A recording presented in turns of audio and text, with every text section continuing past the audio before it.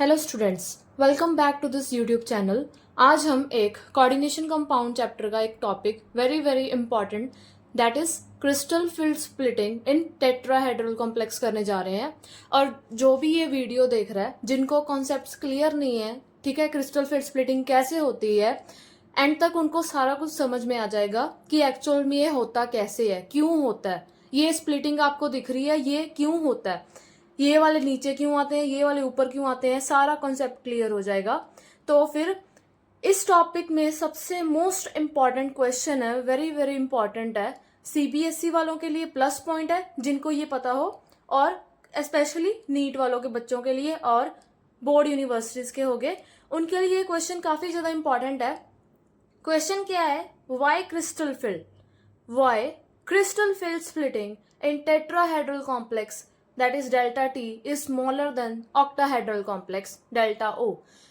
that is ये वाला कि जो crystal field splitting है tetrahedral complex में कम होती है, smaller होती है as compared to octahedral complex। क्यों? क्या कोई बता सकता है ऐसा क्यों होता है? और इसकी वैल्यू कितनी होती है? 4.9, यानी 4.9 कम है डेल्टा ओ से, that is delta E T. ठीक है, अब इसका क्वेश्चन का आंसर बताने से पहले आपको ये सारा प्रोसेस समझना पड़ेगा, फिर आप इजीली इसको आंसर कर पाओगे, रिलेट कर पाओगे ऐसा क्यों होता है। So let's begin. एक ओवरव्यू में बता देती हूँ कि स्प्लिटिंग कैसे होती है। ये होते हैं आपके डी ऑर्बिटल, 5 डी ऑर्बिटल होते हैं, that is D X Y, D Y Z, D Z X, D X square minus Y square, D Z square.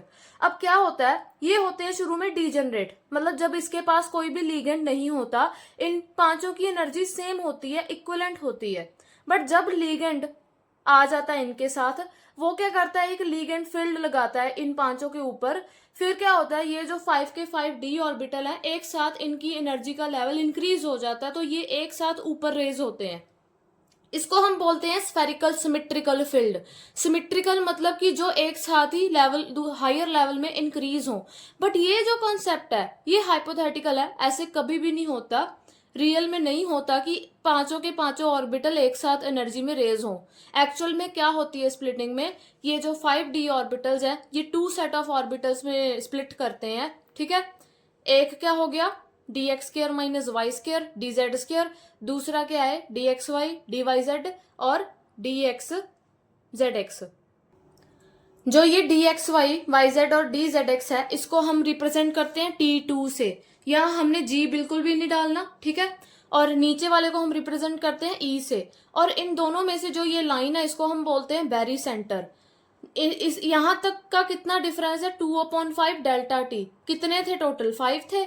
और ये 2/5 क्यों है? Due to this 2 orbitals. और इसका क्या है, 3/5, क्योंकि उन तीनों की वजह से। ये डिफरेंस है एनर्जी लेवल का। और ये डेल्टा टी क्या है, crystal field splitting energy, difference in energies between 2 set of orbitals. ठीक है, ये तो हो गया इसका जर्नल। अब हम इसको डिटेल में समझते हैं। सो स्टेप नंबर 1 पढ़ते हैं, that is spherical symmetrical field. Spherical symmetrical field क्या होता है कि शुरू में जो डी ऑर्बिटल थे वो सभी क्या थे, डीजेनरेट, मतलब सभी पांचों की एनर्जी सेम थी।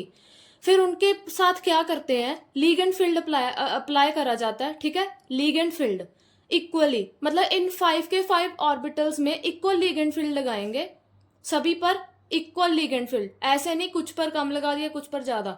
सो सभी पर ये लीगेंड फील्ड इक्वली लगा। उसके बाद क्या हुआ, जो ये 5 ऑर्बिटल्स थे सभी एनर्जी में रेज हो गए, ऊपर चले गए।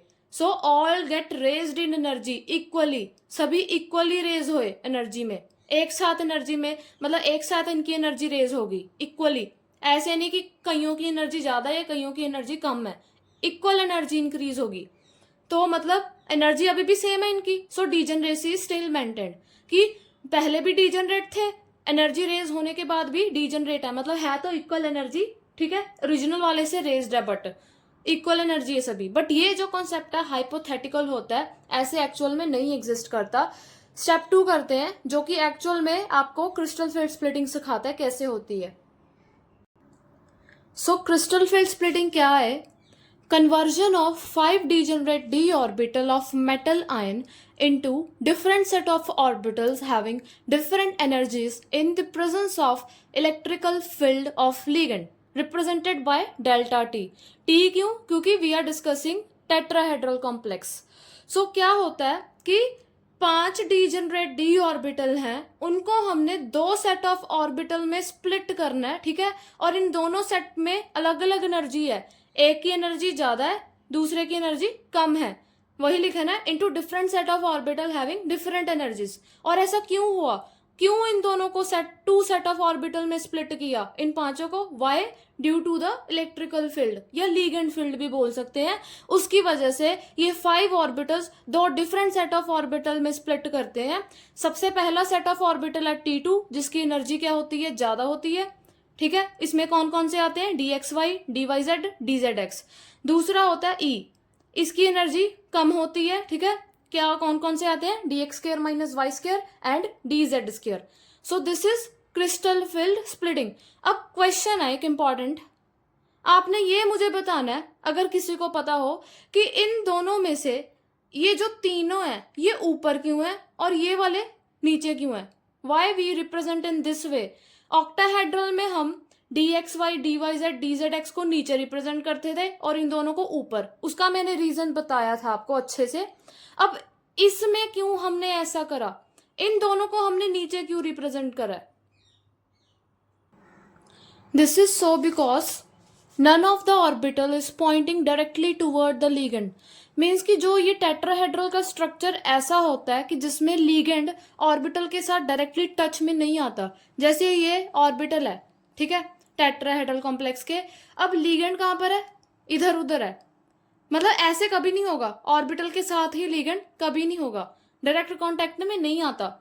क्यों नहीं आता? मतलब इसका स्ट्रक्चर ही कुछ ऐसा होता है टेट्राहेड्रल का। सो दैट्स वाई स्प्लिटिंग इसकी कुछ इस अकॉर्डिंग होती है। सेकेंडली, अब आपको ये देखना है कि ये ऊपर क्यों है? क्यों? बिकॉज हाइयर रिपल्शन करते हैं, सो दैट्स वाई इनकी हाइयर एनर्जी होती है। इनका हम स्ट्रक्चर देखते हैं ऐसे क्यों होता है। सो ये ऐसे हम रिप्रेजेंट करते हैं। इन तीनों में देखो, ये जो ऑर्बिटल है क्या अलोंग द एक्सिस है कि इन बिटवीन? ये जो तीनों ऑर्बिटल्स हैं इन बिटवीन द एक्सिस है, ठीक है।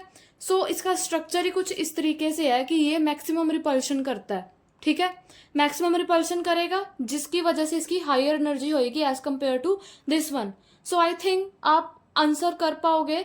जो स्टार्टिंग में मैंने बोला था कि जो टेट्राहेड्रल कॉम्प्लेक्स की स्प्लिटिंग क्यों कम होती है as compare to octahedral complex, सबसे पहला पॉइंट आता है इसका कि जो टेट्राहेड्रल कॉम्प्लेक्स है उसमें कोई भी ऑर्बिटल ऐसा नहीं है जो कि लीगेंड के टुवर्ड पॉइंट करे। सो आपने लिखना है कि in tetrahedral complex none of the orbital is pointing directly towards the ligand, so splitting is least. Second है, टेट्राहेड्रल में कितने होते हैं लीगेंड्स? 4 होते हैं।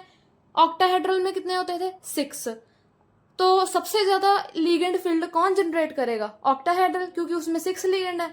सो सेकंड रीजन आता है कि in tetrahedral complex there are 4 ligands, while in octahedral complex there are 6 ligand.